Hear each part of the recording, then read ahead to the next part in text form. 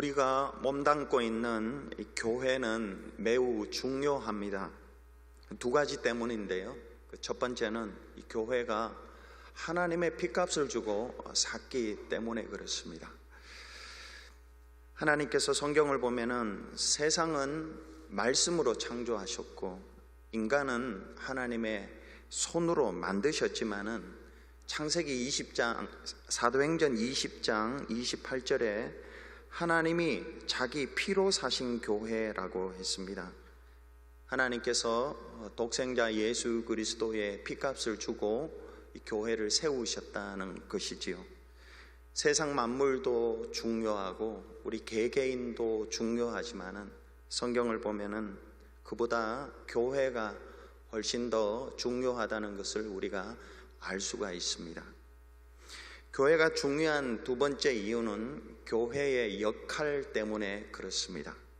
성 어거스틴은 하나님을 우리 아버지로 사랑하고 교회를 우리 어머니로 사랑합니다. 이렇게 고백을 했고요.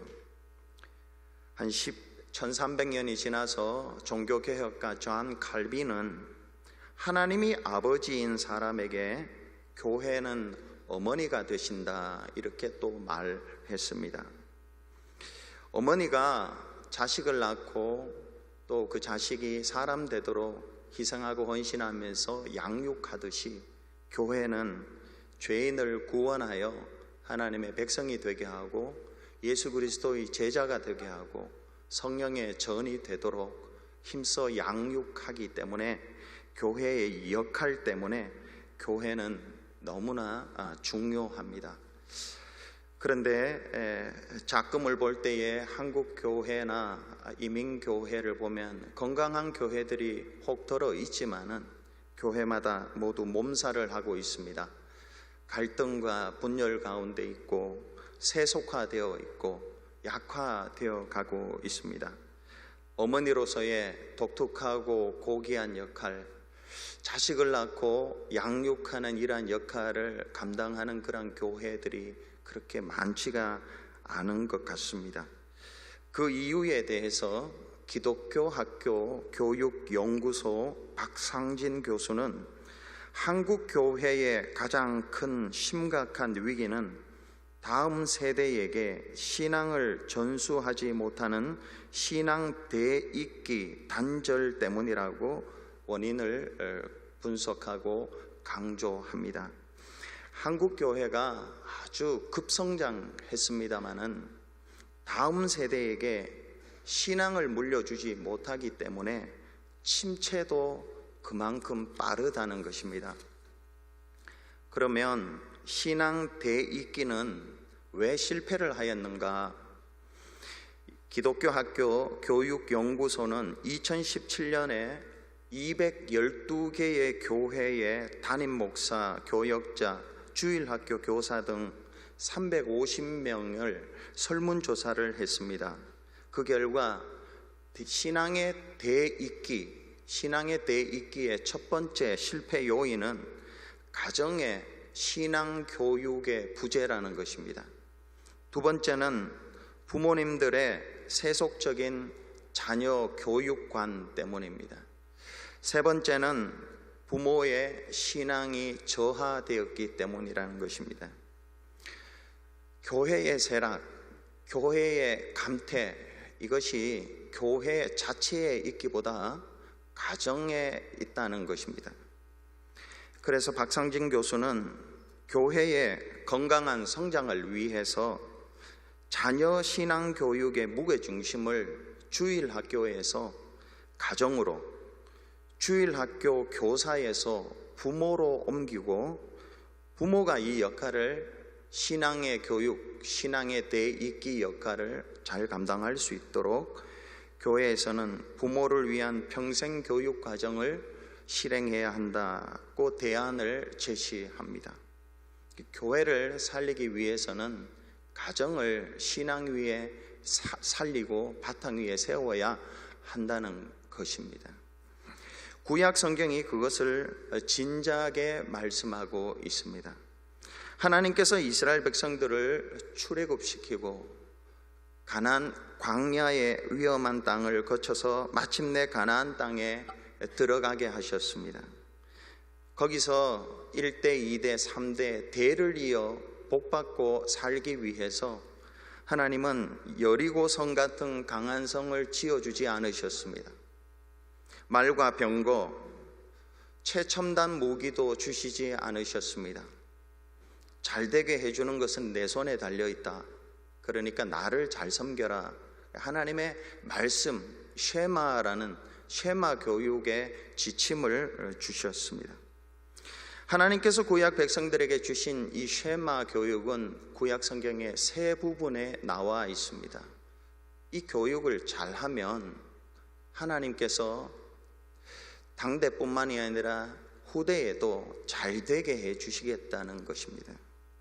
그 첫째가 신명기 6장 4절에서 9절이고, 둘째가 신명기 11장 13절에서 21절이고, 세 번째가 민수기 15장 37절에서 41절입니다.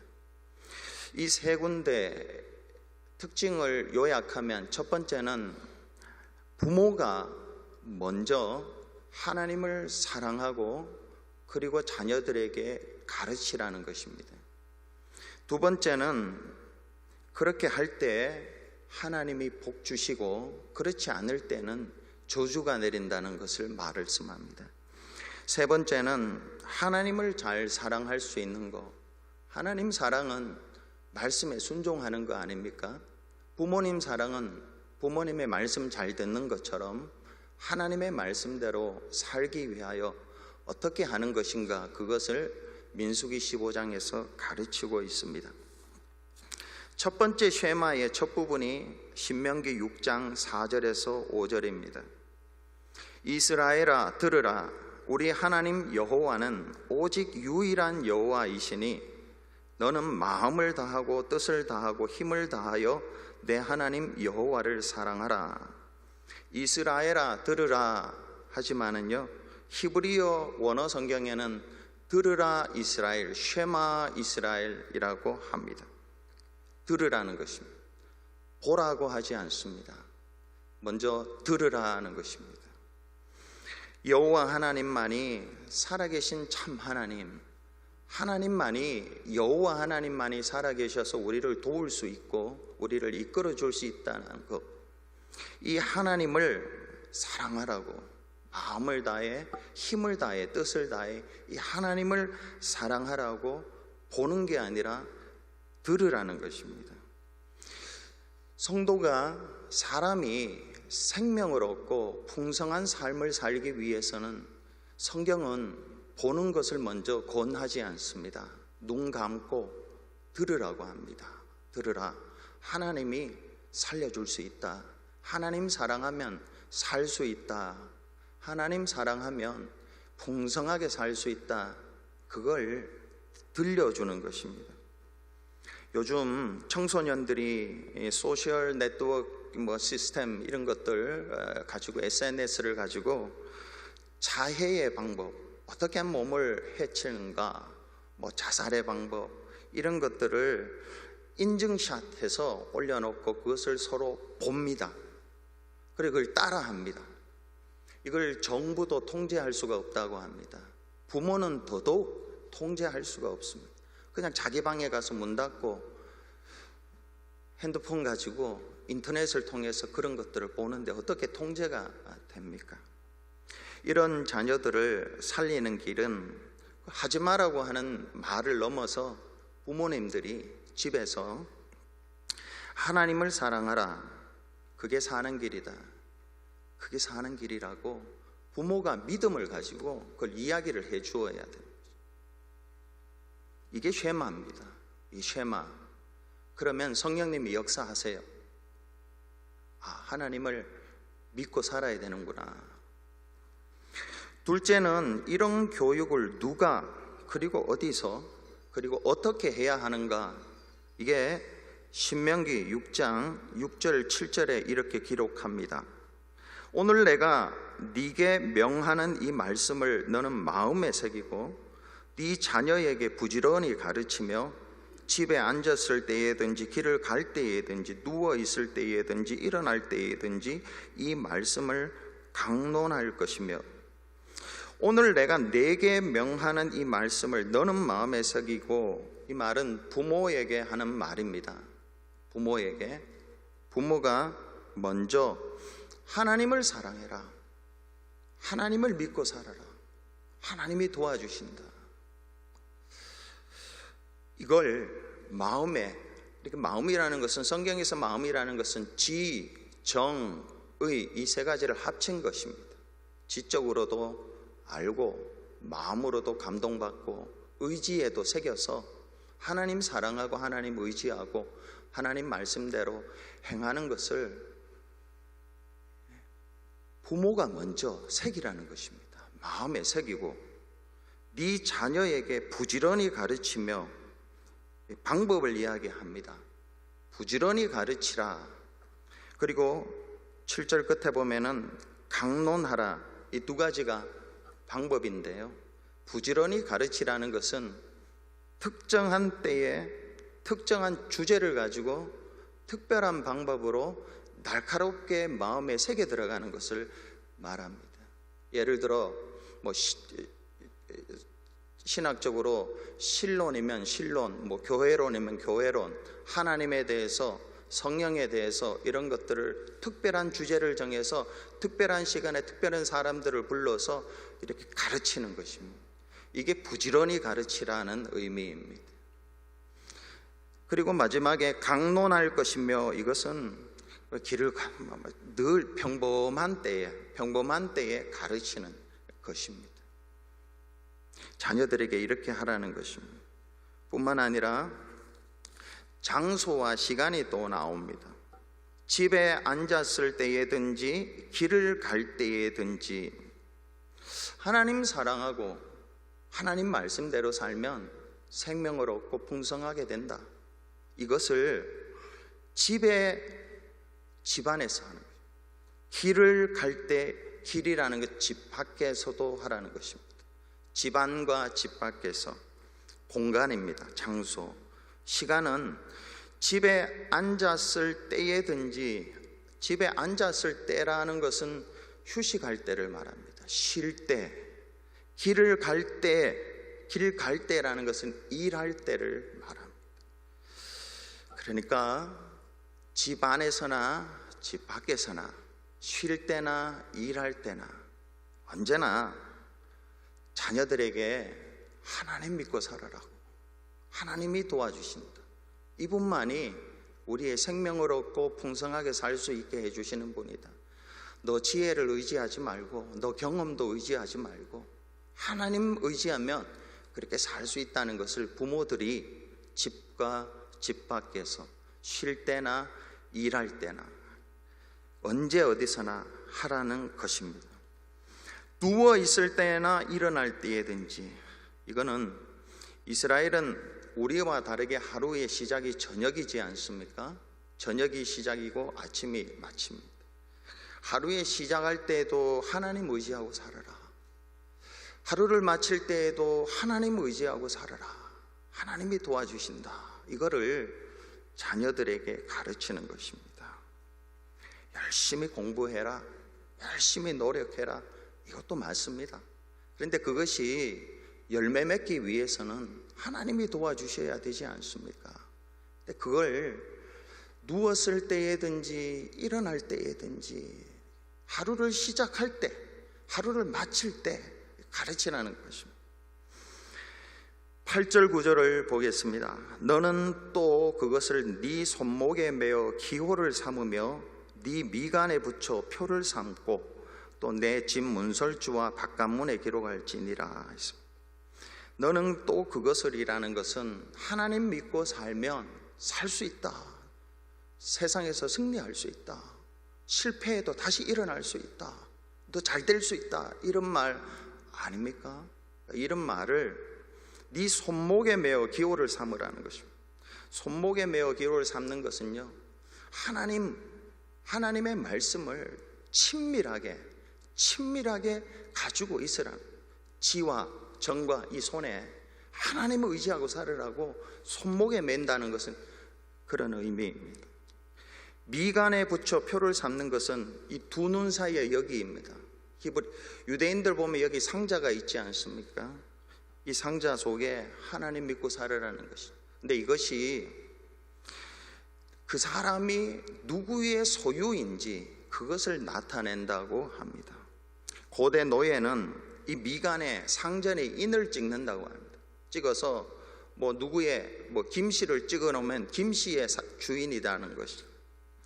계시록 13장 16절에 보면은 말세에 짐승은 사람의 오른손이라 이마에 표를 찍습니다. 너는 내 것이라고. 그리고 그 표를 받은 사람만 매매할 수 있다고 우리가 성경에서 읽은 기억이 있죠. 따라서 미간에 표를 붙이는 것은 너는 하나님의 자녀야. 하나님 아버지의 말씀 듣고 살면 무에서 유를 창조할 수 있어. 무슨 일이든 다 할 수 있다고. 그렇게 하나님 속한 거, 하나님에 의지하고 살으라는 뜻입니다. 진문설주와 바깥문은, 진문설주는 기둥을 말합니다. 기둥. 그리고 바깥문은 그냥 집의 바깥문이 아니라 성의 바깥문입니다. 성의 바깥문. 그러니까 이 하나님 의지하고 사는 거, 하나님 사랑하고 사는 거, 하나님의 말씀 듣고 사는 것은 이 개인을 넘어서 성 바깥 공동체까지 다 속하는, 해당되어야 하는 말씀입니다. 여러분 한번 생각해 보세요. 이 유대인들이, 히브리인들이 얼마나 치밀하게 철저하게 하나님을 의지하고 하나님 사랑하고 하나님 말씀대로 살기를 교육하는지 모릅니다. 마음, 지정의, 몸, 손목에, 미간에 붙이고, 집 안에 있을든지 집 밖에 있든지, 쉴 때나 일할 때에도, 누워 있을 때나 일어날 때에도, 집이나 성문에서나 어디서든지 돌아보면, 앉아도 돌아도 열심히 공부하라 소리라기보다요, 그거보다 하나님 의지하고 살아. 너 하나님 경외하고 살아야 돼. 너 하나님 의지하고 살아야 돼. 하나님 말씀대로 살면 그게 성공하는 길이라고. 그걸 유대인들이 끊임없이 가르쳤고, 성경은 우리에게 그걸 부모가 자녀에게 하라고 가르치고 있습니다. 이 둘째 쉐마, 신명기 11장 13절에서 21절은 부모가 이렇게 할 때에, 자녀들에게 할 때에 하나님께서 주실 복들을 기록하고, 그렇지 않을 때에 아무리 열심히 산다 할지라도 별로 좋은 결과가 없을 수 있다라는 것을 오늘 본문이 가르쳐 줍니다. 좀 길지만 여러분 한번 같이 합독해 보겠습니다. 신명기 11장 13절부터 21절까지 시작. 내가 오늘 너희에게 명하는 내 명령을 너희가 만일 청종하고 너희의 하나님 여호와를 사랑하여 마음을 다하고 뜻을 다하여 섬기면 여호와께서 너희의 땅에 이른비 늦은비를 적당한 때에 내리시리니 너희가 곡식과 포도주와 기름을 얻을 것이요 또 가축을 위하여 들이에 풀이 나게 하시리니 네가 먹고 배부를 것이라. 너희는 스스로 삼가라. 두렵건대 마음에 미혹하여 돌이켜 다른 신들을 섬기며 그것에게 절함으로 여호와께서 너희에게 진노하사 하늘을 닫아 비를 내리지 아니하여 땅이 소산을 내지 않게 하심으로 너희가 여호와께서 주신 아름다운 땅에서 속히 멸망할까 하노라. 이러므로 너희는 나의 이 말을 너희의 마음에 뜻에 두고 또 그것을 너희의 손목에 메어 기호를 삼고 너희 미간에 붙여 표를 삼으며 또 그것을 너희의 자녀에게 가르치며 집에 앉아 있을 때에든지 길을 갈 때에든지 누워 있을 때에든지 일어날 때에든지 이 말씀을 강론하고 또 내 집 문설주와 바깥문에 기록하라. 그리하면 여호와께서 너희 조상들에게 주리라고 맹세하신 땅에서 너희의 날과 너희의 자녀의 날이 많아서 하늘이 땅을 덮는 날과 같으리라. 자, 요약하면 이렇습니다. 부모들이 자녀들에게 하나님 사랑하는 것을 정말로 진지하게 잘 가르치고, 부모와 자녀가 그 가정에서 하나님을 잘 섬기면 하나님이 이른 비와 늦은 비를 적당하게 내려가지고 곡식과 포도주와 기름을 주시고, 들에 있는 가축을 위해서는 풀을 주시고, 그리고 너희 날과 너희 자녀들의 날을 길게 해주시고 하늘이 땅에 있는 것처럼 그렇게 해주시겠다. 이 말은요, 오래오래 잘 살게 해주시겠다는 것입니다. 하나님 섬기면 그렇게 된다는 것입니다. 이게 구약의 축복입니다. 구약의 최고의 축복은 세속적인 축복인데, 그것이 인간의 노력, 열심, 7 to 7 일하는 거, 이걸 무시하는 것은 아닙니다. 그렇지만은 이것이 열매를 맺기 위해서는 하나님을 정말 잘 섬겨야 된다라는 것입니다.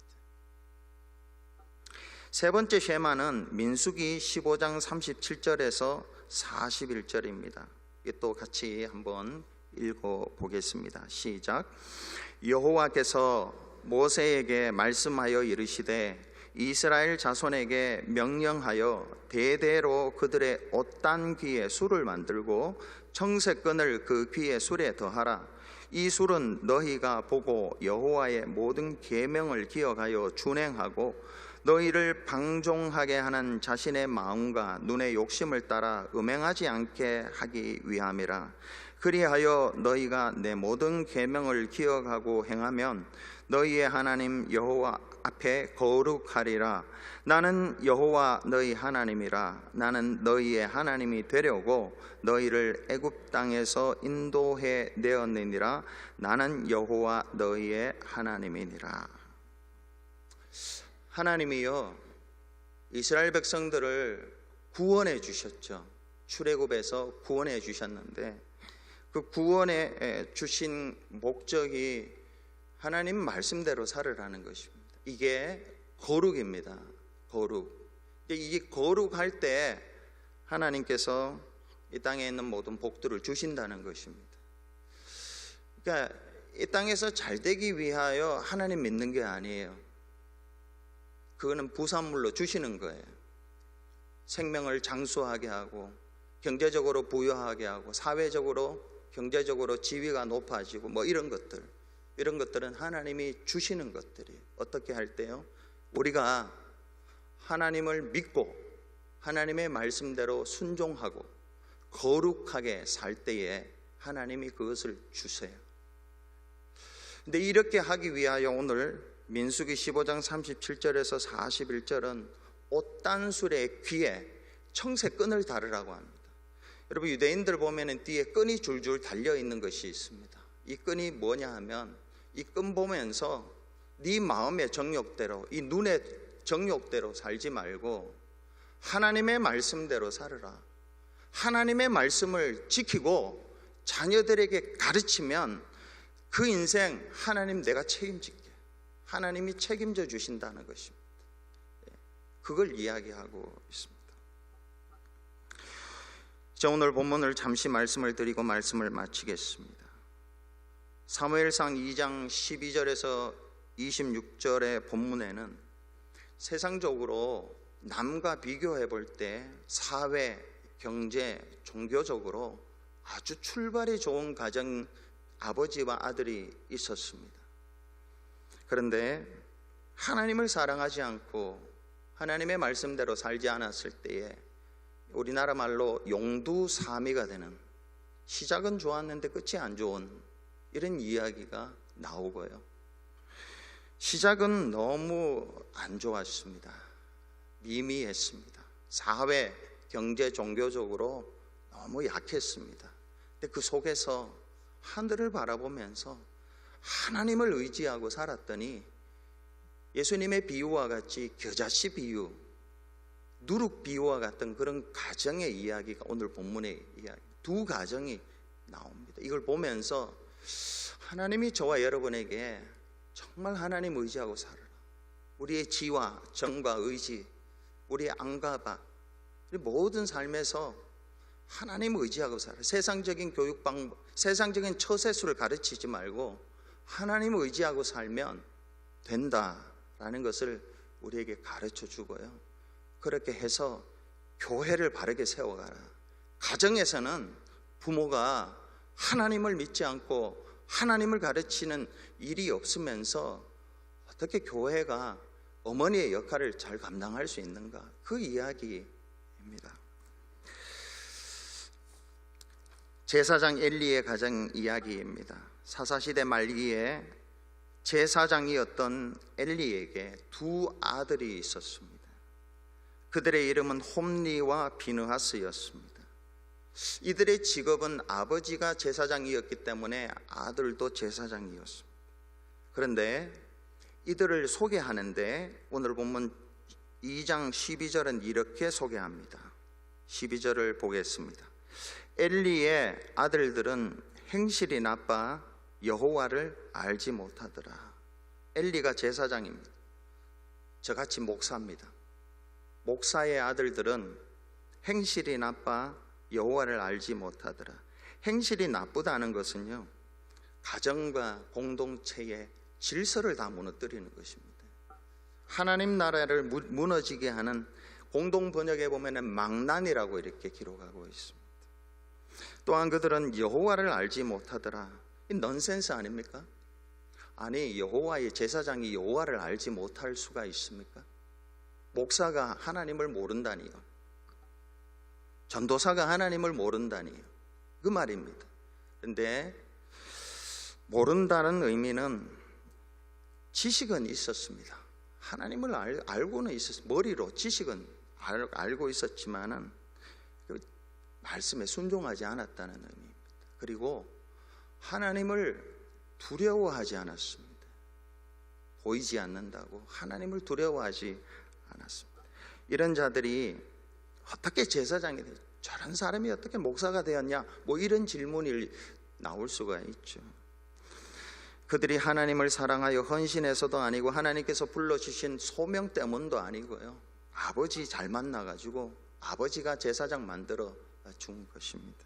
그런데 아버지 제사장은 제사장 일하느라고 바빴는지 아들들에게 쉐마, 하나님을 의지하고 하나님 두려워하라고 이런 것을 가르치지 않은 것 같아요. 그래서 그들의 행실이 한두 번 나쁠 수 있습니다. 실수할 수 있고 실패할 수 있습니다. 그런데 지속적으로 나빴다고 기록하고 있습니다. 지속적으로 나쁘고 여호와를 알지 못해서 제사드리러 오는 백성들은 모두 놀라게, 아니 저런 사람이 어떻게 목사를 하고 있냐고, 저런 사람이 어떻게 제사장을 하고 있냐고 이렇게 놀라게 하였다는 이야기입니다. 오늘 본문에 그 이야기가 매우 길게 기록되어 있습니다. 13절부터 16절까지인데요. 두 부분으로 나누어 보면 13절, 14절은 백성들이 드리는 제사의 제물을 탈취합니다. 헌금에 손을 댄다는 거예요. 성도들이 피땀 흘려서 낸 하나님의 헌금에 손을 댄다는 거예요. 13절과 14절을 한번 같이 읽어보겠습니다. 시작. 그 제사장들이 백성에게 행하는 관습은 이러하니 곧 어떤 사람이 제사를 드리고 그 고기를 삶을 때에 제사장의 사환이 손에 3살 갈고리를 가지고 와서 그것으로 냄비에나 솥에나 큰 솥에나 가마에 찔러 넣어 갈고리에 걸려 나오는 것은 제사장이 자기 곳으로 가지되 실로에서 그곳에 온 모든 이스라엘 사람에게 이같이 할 뿐 아니라. 제물에 손을 댔습니다. 해서는 안 되죠. 목사가 제물에 헌금에 손대면 됩니까? 안 되죠. 그런데 했어요. 그리고 제물의 기름을 태워 하나님께 드리기도 전에 그것을 강제로 빼앗았습니다. 하나님의 몫을 또 빼앗았습니다. 그게 15절 16절입니다. 같이 읽어보겠습니다. 시작. 기름을 태우기 전에도 제사장의 사환이 와서 제사 드리는 사람에게 이르기를 제사장에게 구워 드릴 고기를 내라. 그가 내게 삶은 고기를 원하지 아니하고 날 것을 원하신다 하다가 그 사람이 이르기를 반드시 먼저 기름을 태운 후에 네 마음에 원하는 대로 가지라 하면 그가 말하기를 아니라 지금 내게 내라. 그렇지 아니하면 내가 억지로 빼앗으리라 하였으니. 하나님은 살아계세요. 이걸 다 보고 계셨어요.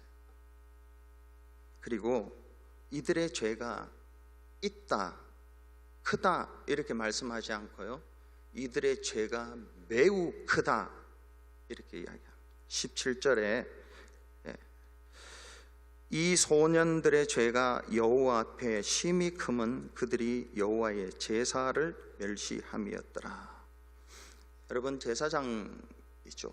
목사의 아들, 목사인데 이들이 어떻게 이런 지경에 이르렀을까? 이게 놀랍게도 하나님이 대답을 해주세요. 29절에 사무엘상 2장 29절에 이렇게 기록합니다. 너희는 어찌하여 내가 내 초소에서 명령한 내 제물과 예물을 밟으며 네 아들들을 나보다 더 중히 여겨 내 백성 이스라엘이 드리는 가장 좋은 것으로 너희들을 살찌게 하느냐. 하나님의 책망과 같이 제사장이었던 엘리는 하나님보다 아들들을 더 중히 여겼습니다. 그래서인지 그들이 제사의 제물과 기름을 탈취했음에도 불구하고 하나님의 말씀으로 훈계했다는 이야기가 없습니다. 하나님 말씀대로 살아야 한다고 가르치지 않았습니다. 그뿐이 아니라 오늘 본문에는 회막문에서 수정되는 여인들과 동침하여 성적인 죄를 범했음에도 불구하고 그저 그냥 책망하고 넘어갔습니다. 징계하거나 근신하게 하지 않았습니다. 그리고 아버지가 그렇게 책망할 때에 아들들이 듣지를 않았습니다. 아버지가 이야기를 하면 좀 들어야 되지 않습니까? 잘못한 걸 훈계를 하면. 그런데 듣지 않았는데 그 듣지 않은 이유에 대해서 성경은 이렇게 이야기하고 있습니다. 사무엘상 2장 25절에 그리고 아들들도 아버지의 책망을 듣지 않았는데 그 이유는 여호와께서 그들을 죽이기로 뜻하셨기 때문입니다 라고 했습니다. 제사장 엘리는 요약하면요, 하나님보다 아들들, 그리고 그 아들들이 가진 직업, 제사장 직분을 더 소중히 여겼습니다. 한마디로 아버지는 아들에게 하나님 사랑하고 하나님 말씀대로 살으라고, 하나님 두려워하고 살으라고 그렇게 신앙을 전수하지 않았습니다. 이런 아버지 엘리 밑에서 자란 두 아들은 계속 죄를 지었습니다. 제사장의 직분을 빼앗겼고요, 그리고 블레셋과의 전쟁에서 비참하게 죽임당한 것이 사무엘상 4장 17절에 기록되어 있습니다. 자, 그러면 마지막으로 한나의 가정 이야기입니다. 이들 아들과 대조적으로 다른 가정이 나오는데 한나의 가정입니다. 오늘 본문 18절에 보면은 엘리 제사장의 두 아들과 다르게 한 어린 소년이 너무 기특하게 하나님 앞에서 자라는 모습을 보여주고 있습니다. 18절에 보면 사무엘은 어렸을 때에 세마포 에봇을 입고 여호와 앞에서 섬겼더라. 18절 앞에 보면은 이런 접속사가 있다고 합니다. 그러나 원어에 보면은, 그러니까 앞에 홈니와 비느하스 이렇게 살았는데 그러나 이런 아들도 있다라는 거예요. 하나님을 경외하지 않고 하나님을 의지하지 않고 그들이 제사장이었음에도 불구하고 이런 아들이 있지만 그러나 사무엘과 같은 어린아이도 있더라. 여러분, 어떻게 사무엘이 하나님 앞에서 하나님 사랑하고 하나님 의지하고 어렸을 때부터 이렇게 잘할 수가 있었을까? 그것이 바로 18절에 세마포 에봇 때문에 그렇습니다.